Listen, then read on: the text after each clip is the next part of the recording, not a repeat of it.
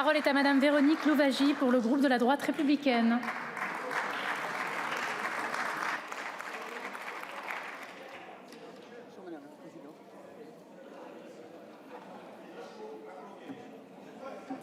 Madame la Présidente, Madame la Ministre, Monsieur le Ministre, mes chers collègues, ainsi s'achèvent nos débats sur la partie recettes du projet de loi de finances pour 2025, après de nombreuses heures de discussion et plus de 2500 amendements examinés. Monsieur le Ministre, je veux d'abord saluer la manière et le ton qui ont été les vôtres durant cet examen. Le cadre budgétaire qui nous a été présenté était extrêmement contraint, en ce qu'il devait remplir l'objectif impérieux de redressement de nos comptes publics sans obérer la compétitivité de nos entreprises et le niveau de vie des Français. Je souhaite tout d'abord saluer le changement de paradigme opéré par le Premier ministre avec ce texte ambitieux, dans une démarche volontariste de redresser notre trajectoire budgétaire, avec notamment la majorité des économies réalisées sur les dépenses de l'État. Un effort additionnel de 5 milliards d'euros de réduction des dépenses a également été introduit par amendement du gouvernement, s'inscrivant dans la ligne défendue par la droite républicaine depuis le début de nos débats. Ceci dans l'objectif et l'optique de contenir le déficit public à 5% du PIB en 2025. Le gouvernement de Michel Barnier s'emploie aujourd'hui à redonner du crédit sur les capacités de la France à soutenir sa dette durablement et à restaurer la confiance vis-à-vis de nos partenaires européens. Nous le soutenons et nous l'accompagnons et l'accompagnerons dans cette direction. Je nous mets tout de même en garde de ne pas se laisser aller à la facilité, qui consisterait à préférer de façon systématique une augmentation des impôts plutôt qu'une diminution significative de la dépense publique.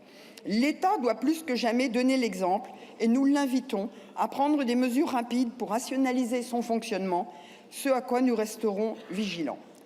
Certes, la situation inédite de ce déficit abyssal en 2024 peut nécessiter de recourir dans l'urgence à de nouvelles recettes, mais cela doit s'engager de manière extrêmement précautionneuse et temporaire, au risque de porter un coup préjudiciable à l'activité économique.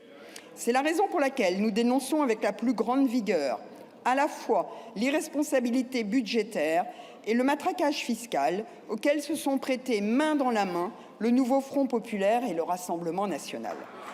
Nous avons assisté, mes chers collègues, à un déluge de taxes et à des montagnes de nouvelles dépenses. Après 9 jours d'examen, le moins que l'on puisse dire est que l'addition est salée. Plus de 35 milliards d'euros d'impôts supplémentaires selon les estimations du gouvernement et près de 60 milliards d'après les calculs du président de la Commission des finances. Comme si la pression fiscale n'était pas déjà assez forte dans notre pays, qui détient le record mondial des prélèvements obligatoires. Le Rassemblement national et le nouveau Front populaire ont fait adopter ensemble, tout au long des débats, un alourdissement sans précédent de la fiscalité sur les ménages et les entreprises. C'est ainsi que vous avez rendu permanente la contribution sur les hauts revenus, remis en cause le pacte Dutreil pour nos entreprises familiales, instauré des taxes sur les dividendes ou encore acté le principe d'un impôt universel.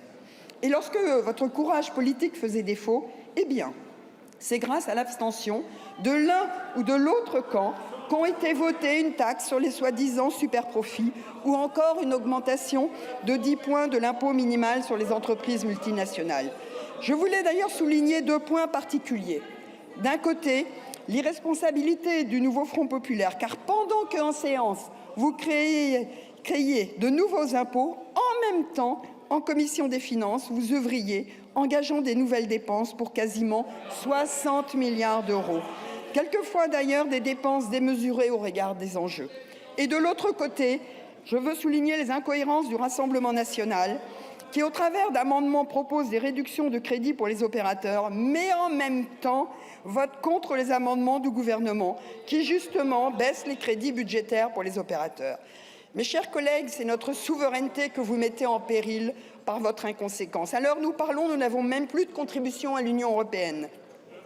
Comment prétendre œuvrer au redressement de la France et à sa compétitivité en proposant une telle offre politique? Ce n'est pas en opérant un repli sur elle-même que la France renouera avec la prospérité. L'actualité politique outre-Atlantique nous invite bien au contraire à davantage de discernement. Ainsi, la version du texte issue de nos débats est totalement dénaturée et ne correspond en rien à la proposition initiale souhaitée par Michel Barnier et porté par le gouvernement. Il ressort donc de tout ce qui précède que les députés de la droite républicaine voteront contre et en responsabilité la première partie du projet de loi de finances pour 2025. Je vous remercie. Merci Madame Louwagie. La parole est à Madame Eva Sas pour le groupe écologiste et social.